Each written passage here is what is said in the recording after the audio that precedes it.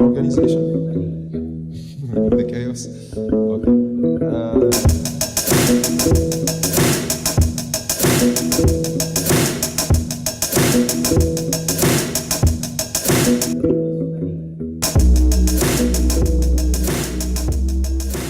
Well, we got a rather exhilarating ride from the airport to our flat here through the exciting Nairobi traffic. Tried to have a nap to the lulling sounds of some hymns nearby for several hours straight, which was quite nice. And now we're going to go out and explore, find some shops, and do our first Kenyan groceries. Woo woo! Feeling good? Feeling good? Yeah, even after, 2 hours sleep. Yeah. So, we worked out our route to the shopping mall, which was a 15-minute walk away. We're in one of the nicest parts of town apparently, but it was still surprising that there weren't really any pavements. It was all dirt paths.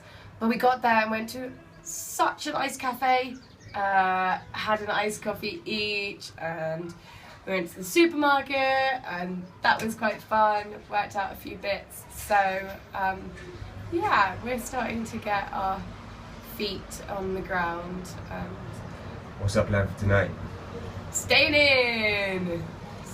in, drinking a bit of wine, also drinking some lem sip, and yeah, tomorrow we'll get our SIM card so we can actually start speaking to people and work out what we're going to do for the rest of the week.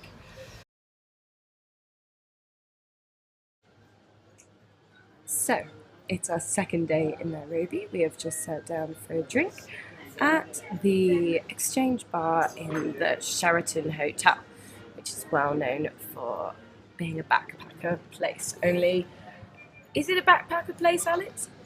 It's not really giving me that impression at the moment.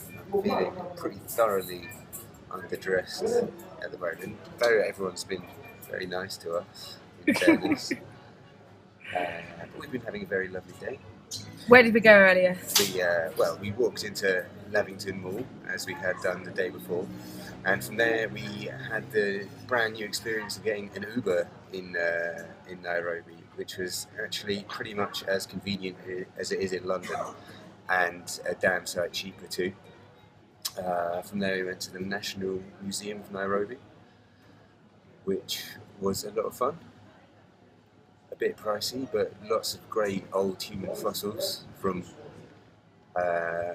human ones from tens of thousands of years ago and hominid ones from millions of years ago. Amazing specimens, right on my street. Found right here in the cradle of civilization. Indeed, Lake Turkana and a few other places. Really amazing stuff. We've got a few pictures that I'm sure we can show you at some other point. And now we've walked into town, as Charlie has said. This all in a slightly dreamlike state after a night of very interrupted sleep. It turns out that the soundtrack of Nairobi at night is dogs. Lots and lots of barking dogs. So here's to our second night. Cheers. Cheers. Today Alex went to the local shop, which is, very, very tiny, by himself, and bought us some food. So Alex, what did you get? I got butternut squash. Ooh. Very nice. A couple of apples. Didn't get any mushungwa. Wasn't into it. Some parsley, a lime, a very knobbly lime, and also what I made the common mistake of, what I thought was a very knobbly courgette. Oh, rookie error! Rookie error! It was, of course, a very knobbly cucumber. Oh dear. Oh dear. But an exciting shop nonetheless. And how much did it cost you? Nonetheless, it cost me 195 shillings. Woo-hoo! £1.60, not too bad.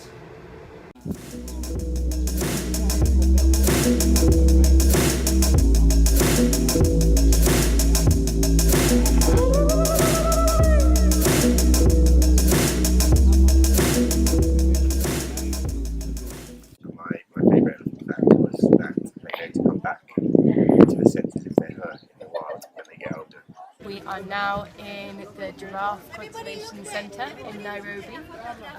There are some beautiful giraffes just here. We've been feeding them. We actually went for a walk and then we came back because we couldn't resist. And they're really beautiful, and it's been a fantastic afternoon. Who's this in the background? Oh, this is a warthog. There's a warthog family right here, and it turns out that they really love giraffes and they have really bad memories, so they might run away from a predator and then go back to the same place 10 minutes later. But if they stay with the giraffes, they'll be safe, because if a giraffe runs, then they run. And they're actually very cute. There's 2 baby warthogs as well.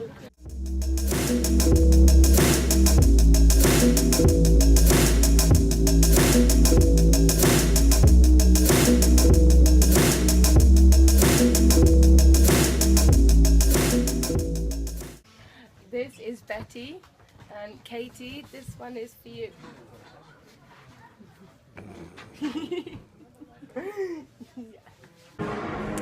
So it's 10:30 on Sunday morning, and we live right next to a really big church. This is a church service going on. So there's the building. It's like a really, really big sports hall. They've got drums, they've got mics. It's raucous. So we had a big last day in Nairobi. The first thing we did was visit the Kawangware, which is the 3rd largest slum in Nairobi. The biggest is Kibera, which you might have heard of, and actually companies run tours of that, which is a little bit strange, but Kawangware is much less known. We visited it because where we were staying was right on the border of Kawangware and Lavington, so we thought we should go in and have a look.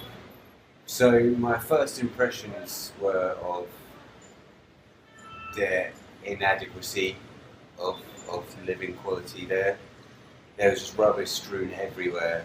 There was very, very young kids just wandering about by themselves and, you know, using loo on the side of the roads. Just rubbish everywhere.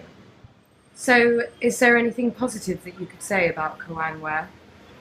Well, in amongst all of the tiny corrugated shacks on every crammed street, there seemed to be another tiny church which you could hear playing music or a sermon in the congregation. It seemed like there was a real sense of community, and that the hardship does help bring people together even in worse circumstances.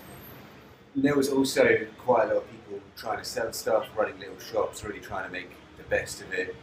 And people were friendly to us when they spoke to us. And I'm glad we went and looked and saw what's right on our doorstep.